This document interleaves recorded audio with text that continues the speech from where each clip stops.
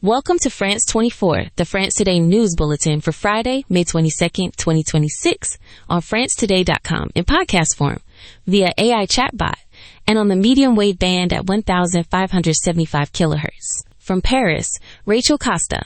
Prime fuel, support for big travelers, and home care assistance. What to remember about the government's announcements on rising pump prices. The Minister of Reforms, Sébastien Lecornu, and several colleagues presented on Thursday, May 21st, a new aid package for the categories most hit by the fuel price crisis, which has been worsened by the conflict in the Middle East. During the press conference at Matignon, the immediate support measures and budget outlook were explained, with the goal of avoiding generalized tax hikes. Fuel bonus for employers doubled. The fuel bonus, previously limited to €300, will be raised to €600 and will no longer require any territorial or justificatory conditions. The aim is to simplify the grant from companies to their most vulnerable employees, especially those without access to public transport. 3-month extension of the big travelers aid and other sectoral supports. The measures announced in April and May for farmers, fishermen, transporters, and other groups are extended until the end of August. The big travelers allowance, €50 per month for low-income workers, will be extended through June, July, and August, adding a total of €100, equivalent to about 20 cents per liter of gasoline. Increased support for the construction sector, BTP. Construction firms with fewer than 50 employees will receive a contribution of roughly 20 cents per liter of non-road diesel, a benefit previously reserved for companies with fewer than 20 employees. The scheme starts in June and runs for 3 months. Ecological bonus for taxi drivers. Starting on October 1st, taxi drivers can apply for an incentive of up to €5,500 to purchase an electric vehicle assembled in the European Union, aiming to reduce the sector's vulnerability to fuel price fluctuations. Ride-hailing platforms are also invited to consider higher compensation for their drivers. Revision of mileage allowances for home care assistants. Home care workers' allowances will be adjusted to 20 cents per liter of fuel, roughly €200 more per year for those who travel 10,000 kilometers annually. The new social leasing program will offer vehicles at a monthly cost of between €50 and €100, with the goal of creating a fleet of 30,000 units. Mileage allowances for certain public employees.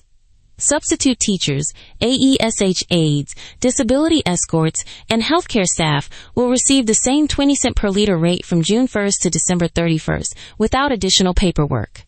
Future measures on fertilizers and chemicals. The government, with the support of Agriculture Minister Annie Genevard, is negotiating aid in Brussels to mitigate a 70% increase in fertilizer prices linked to the Middle East conflict.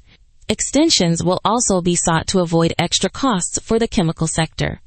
Total cost of the new measures. The announced initiatives will entail an additional expenditure of €710 million, bringing total support to €1.2 billion for companies and workers. The Prime Minister has ruled out any tax increase in the 2027 budget. This summary outlines the main government measures intended to contain the impact of rising fuel prices on workers, businesses, and strategic sectors. Fact-check by GPTOS20. Low-emission zones reinstated. The Constitutional Council overturns the repeal of ZFE voted in April. Low-emission zones, ZFE, have been restored after the French Constitutional Council annulled their cancellation in the simplification law. The judges, prompted by Socialists Green and several government deputies, found that the measure lacked a sufficient link to the original text, violating Article 45 of the Constitution, which forbids legislative horses. The cancellation of the ZFE had been approved by the National Assembly on April 14th and by the Senate on April 15th. During debates, the draft grew from 28 articles in its initial version to 84 in the final version.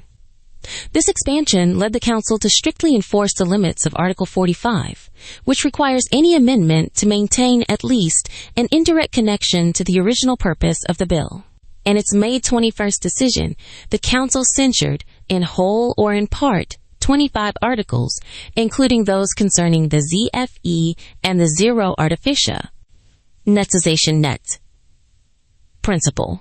deeming the link between these changes and the primary aim of the simplification law insufficient. Consequently, the ZFE remain in force in their previous form, restoring the environmental restrictions that had been in place before the contested amendments. The Constitutional Council thus reaffirms its role as guardian of legislative quality, curbing the over-proliferation of bill texts and ensuring constitutional compliance.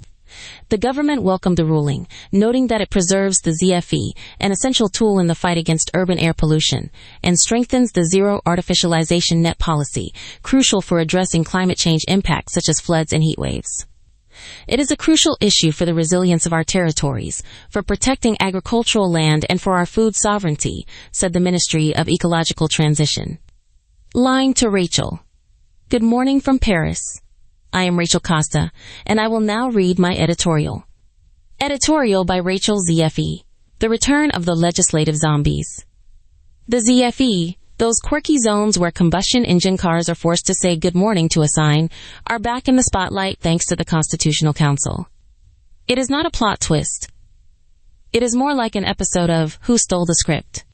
The Council overturned the government's decision just as the simplification law had already ballooned into an 84-article monster, bulkier than a used car auction in the BFE zone. After all, if Parliament can add paragraphs at will, why would an environmental rule disappear without a connection? Now we wonder, is the Council truly the guardian of the Constitution, or the new policeman of legislative horses who beats the wings of anyone daring to mount a bizarre clause on an already messy text? Article 45, that famous horse that must be tied to the carriage, has become the excuse to save the ZFE, while the zero artificialization net was also rejected. Is it easier to reprimand a horse than to admit that the government wrote a law with more words than a novel by Dostoevsky? Meanwhile, the Minister of Ecological Transition delivers his sovereign speech on territorial resilience, food sovereignty, and heat waves. Yet the words linger longer in the air than the low-emission zones, which rise and fall faster than a stock market graph during a flash crash. Perhaps the real problem is not the politicians' mouths, but their ears. Do they listen to the racket of horses or to the need for cleaner air? In short, the moral of this scene is that politics is a race to cram as many clauses as possible into a law, while the Constitutional Council acts as a watchdog, ready to spot the smallest stray horse. And us? We keep watching the flashing ZFE signs, wondering whether the next horse will be a tax on breath or a new constitutional amendment. Koan of the day. The monk asked the master, if the council censors the removal of the ZFE for a missing link, why can laws bloat with useless articles without punishment? The master replied, a river that widens is no longer a river but a lagoon, likewise. The law expands when it forgets that its shape is guided by foundation, not by size. The monk pressed, then if a legislator adds paragraphs to distract, what is the true nature of the justice the council should protect? The master smiled and said, justice is a wind that blows through oil fields and urban parks alike. It matters not how strong it is, but where it chooses to deposit its leaves. Back to the news. Photo. Cannes 2026. Demi Moore, Penelope Cruz. Stars showcase the best looks on the festival's red carpet staircase. The ascents on the staircase of this 79th edition of the Cannes Festival are increasingly spectacular. On Thursday, May 21st, a 5-star cast lit up the Croisette in their most elegant gowns during the traditional staircase walk. Fact check by GPTOS20. French Press Review. You are listening to news from France, and the word on Centrale Milano 1, 575 kHz, and on Radio Nice. Welcome to the French Press Review. From Paris, I am Rachel Costa. France Info. Charges that might not expire. The Patrick Bruel case reopens old sexual violence offenses, sparking a heated debate on statutes of limitation in France. Judicial authorities have launched investigations into more than 10 complaints against the singer-songwriter, including rape allegations. Some incidents date back over 10 years, but a new jurisprudential trend foresees no limitation for especially serious crimes. Defense lawyers are calling for clarity, while victims demand definitive justice. Le Monde. New accusations against Patrick Bruel, a list of sexual violence crimes currently weighing on the artist, with details on the testimonies collected. The dossier includes 6 counts of sexual assault and 4 of gender-based violence, with alleged events between 2005 and 2020. Fans are speaking out publicly, some defending the artist on the presumption of innocence, others demanding a thorough investigation. Authorities have pledged transparency and respect for all parties. BFM. Patrick Bruel amidst controversy. Fan testimony split between disgust and loyalty in the face of sexual violence accusations. Supporters of the 1990s star are trying to reconcile their admiration with the grave allegations. Some speak of a betrayal of values, while others defend his career, arguing that the accusations are media hype. The debate has spilled onto social media, creating tension within his fan base. Bruel's drama is yet another example of how justice can become a circus of opinions on Twitter, where the presumption of innocence gets lost among memes and slogans. The statute of limitations issue is not gossip. It is a genuine question about the state's ability to protect victims. Le Figaro. The government launches the prime fuel and big rouleurs measures to tackle the pump price surge. Minister Lecornu announced a aid package exceeding €700 million, including a fuel bonus for companies and tax relief for low-income families. The measures aim to cushion the impact of the Suez Canal blockage on oil supplies. Consumer groups call the initiatives insufficient relative to price hikes. France Info. We must not annoy the French. Lecornu prepares the population for a prolonged Middle East conflict. The Prime Minister said France must brace for a long-term crisis in the Middle East, citing repercussions on energy prices and national security. He urged calm and support for government energy policies. Critics fear the issue is being politicized. Le Monde. New government measures on fuel prices. Consumers labeled them a joke. The package includes temporary VAT cuts on fuel, incentives for electric vehicles, and support for struggling families. Controversy flared when consumer organizations described the steps as glittering and ineffective. Parliamentary debate foresees further revision soon. BFM Business. The new real estate sector expected to remain depressed despite €100 billion of investment by 2030. The Bank of Territories plans to build 650,000 affordable homes with a capital of €100 billion, but market players remain cautious. High construction costs, stringent environmental regulations, and a shortage of skilled labor are slowing investment. The report suggests a slow but sustainable recovery in the coming years. BFM Business. Nvidia shatters all records. Net profit triples over the previous year, reaching $58.3 billion. The artificial intelligence chipmaker posted record revenue, driven by soaring demand for GPUs in data centers and gaming. Earnings per share hit historic highs, pushing the stock to levels not seen in 15 years. Analysts forecast continued growth but warn of a possible slowdown as the market approaches saturation. BFM Business. SpaceX postpones the new Starship launch due to last-minute issues with a new flight window on Friday. Elon Musk's company halted the countdown minutes before liftoff because of engine anomalies.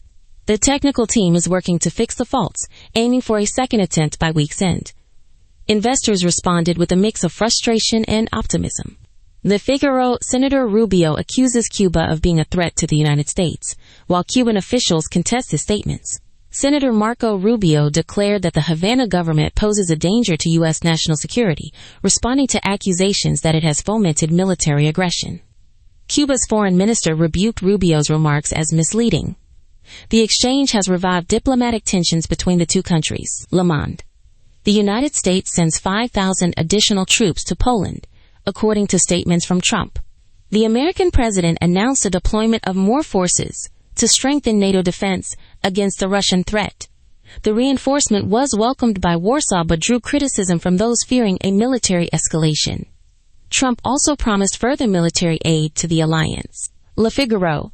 Public reaction to Stephen Colbert's finale. The end of a television era. The celebrated host closed his talk show with an emotional episode, leaving fans in tears and sparking social media commentary. The program, on air for 11 seasons, will be replaced by a new political satire format. Colbert thanked the audience, calling the run one of the most rewarding adventures of his life. Online, on X, on Mastodon, on every smart speaker, and on 575 kHz, This is Radio Nice with Centrale Milano 1575 kilocycles, line to Milan. Koan of the day. A disciple asked the master, "Why does man complain about gasoline prices?" The master answered, "Because the true burden is to blame the wind, while the fire burns inside the one who lights the lamp." France 24, France Info, BFM Business, Le Monde, Le Figaro, Radio News Podcast. Streaming, weather for Paris and Milan on Friday, May 22nd, 2026. Paris, bright, summery sun. The updated forecast from expert Regis Crepé, updated at 3:30, very good reliability, shows a clear morning sky, temperature around 15 degrees Celsius, light northeast breeze, with gusts of about 15 kilometers per hour. In the afternoon, the thermometer rises to 28 degrees. The dominant sun pushes the perceived temperature to 33 degrees, and a moderate southeast wind of around 20 kilometers per hour persists. Late afternoon conditions stay similar, with temperatures gradually falling to 25 degrees, mostly clear skies and light breezes. Evening remains clear at 25 degrees, with a southeast wind of 10 kilometers per hour and no rain. Overnight, the sky stays clear, temperature drops to 18 degrees, a weak northeast breeze of 10 kilometers per hour and no precipitation. Milan, absolute stability under an anticyclone. According to the bulletin from expert Daniele Berlusconi of 3B Meteo, updated at 7:13, 95% confidence, Milan enjoys a clear morning, temperature around 23 degrees Celsius, a gentle east-northeast wind of 4 kilometers per hour, with gusts not exceeding 11 kilometers per hour. In the afternoon, the sun shines continuously. The maximum temperature reaches 30 degrees, with a perceived 33 degrees. The wind picks up from the southeast to 5 kilometers per hour, with gusts near 15 kilometers per hour. Late afternoon conditions remain the same, temperatures holding at 29 to 30 degrees and a moderate southeast wind. Evening, the city is bathed in golden light. Temperature drops to 26 degrees, southeast wind at 6 kilometers per hour, still no rain. Overnight, the sky stays clear, temperature falls to 24 degrees, a light east wind of 6 kilometers per hour, and no precipitation. Weather editorial by Rachel. Climate is an excuse, not a blame. Strange how every time the thermometer climbs a couple of degrees above average, everyone rushes to shout, "Climate change." And we, the poor listeners, are forced to label it a 5-year heat spell as if it were vintage fashion. But really, who invented this obsession with turning a mild, warm spell into an apocalyptic prophecy? Maybe the answer lies in the fact that meteorology is the only field where people can say there's a trend without presenting concrete proof. While we keep focusing on light breezes and bright sun, newspaper headlines sound as if the planet is about to explode over a little extra humidity. In the end, the hypothesis is clear. Fear sells better than data. Koan of the day. A monk asked Zhao Zhou, "If the sun shines in Paris and it does not rain in Milan, what does today's weather tell me?" Zhao Zhou replied, "The sun is a lens that illuminates the inner night, while the lack of rain is the silence you hear when the mind is empty."